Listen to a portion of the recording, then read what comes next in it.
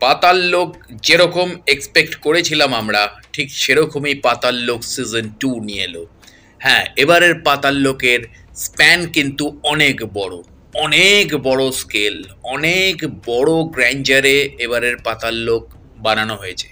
কারণ পাতাল লোক 1-এ আমরা দেখেছিলাম একটা পরিধির মধ্যে কিন্তু পাতাল লোককে বাঁধার চেষ্টা করা হয়েছিল, কিন্তু তার মধ্যেও কিছু কিছু রিজনাল পলিটিক্যাল ইস্যুসকে তুলে আনা হয়েছিল, কিন্তু সেটাও সামান্য।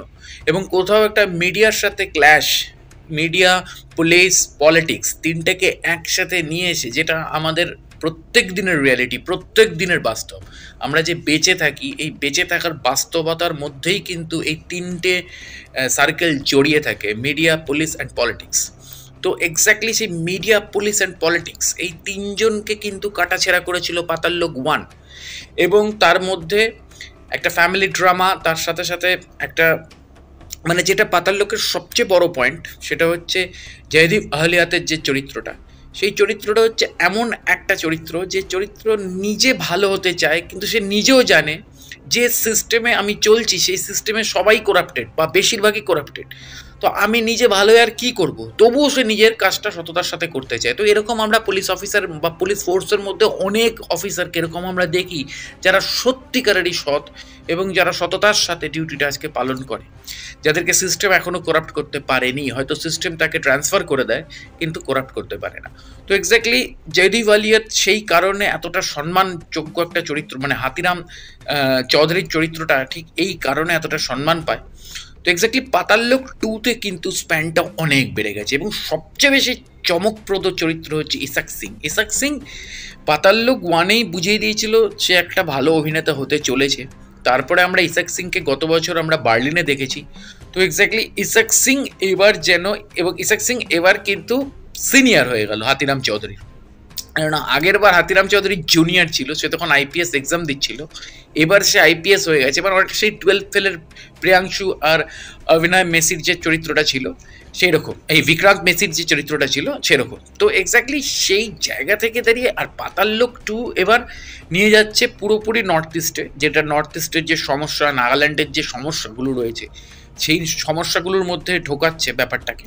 যেটা আমরা আগের বার দেখেছিলাম যে আগের বার শুধুমাত্র পলিটিক্যাল একটা জায়গা, মানে পাতাল লোক, অ্যাকচুয়ালি পাতাল লোকটা কি, সেটা কিন্তু এই পাতাল লোক সিজন থেকে আপনি জানতে পারবেন, কারণ এটা খুব একটা স্ট্যান্ডার্ড কোয়ালিটি সম্পন্ন একটা প্রজেক্ট। তো এক্স্যাক্টলি এমন নয় যে প্রজেক্টটাকে শুধুমাত্র গালি দিয়ে ভরিয়ে দেওয়া হলো, যেটা আমরা দেখেছি, মানে যেটা আমরা ফ্যামিলি ম্যানের ক্ষেত্রেও দেখি, প্রচুর গালি থাকে, প্রচুর গালি থাকে, কিন্তু তাও তার স্ট্যান্ডার্ডটা সে বজায় রাখে। মির্জাপুরের ক্ষেত্রেও তাই, প্রচুর গালি থাকে, কিন্তু তার স্ট্যান্ডার্ডটা সে বজায় রাখে। পঞ্চায়েতের ক্ষেত্রেও তাই, পঞ্চায়েতের ক্ষেত্রে হয়তো গালি না থাকলেও ওরকম একটা গ্রাম্য পটভূমিতে দাঁড়িয়েও সে কিন্তু তার নিজের স্ট্যান্ডার্ড আর কোয়ালিটি বজায় রাখে। ঠিক পাতাল লোকও তাই। পাতাল লোক কিন্তু যদি একেবারে রদ্দি জায়গাতেও নেমে যায়, তাও গিয়ে সে কিন্তু তার নিজের স্ট্যান্ডার্ডটা বজায় রাখে, কারণ এটা ক্রিয়েটিভ জায়গা, এবং ক্রিয়েটার যারা রয়েছে তারা কিন্তু মারাত্মকভাবে এই ব্যাপারটা নিয়ে অ্যাগ্রেসিভ। এবং এটা আমরা সবাই জানতাম যে পাতাল লোক কিন্তু অ্যামাজন প্রথমে এটা কিন্তু টেলিকাস্ট করতে চাইছিল না। এর পেছনের কারণ হচ্ছে নাগাল্যান্ড বা মণিপুর ইস্যুস। এই মুহূর্তে মণিপুর, নাগাল্যান্ডে প্রচুর একটা ভয়ঙ্কর ঝামেলা চলছে। একটা আমরা জানি যে শেষ 2 বছর ধরে নাগাল্যান্ড মণিপুরে একটা সমস্যা চলছে, যেটা নিয়ে আবার বাংলাদেশের একটু পিনিক দেয়, সেভেন সিস্টার, যেটাতে আমাদের কিচ্ছু যায় না, কারণ আমাদের কাছে ব্যাপারটা ম্যাটার করে না, আমাদের সমস্ত সিচুয়েশনই কন্ট্রোলে আছে।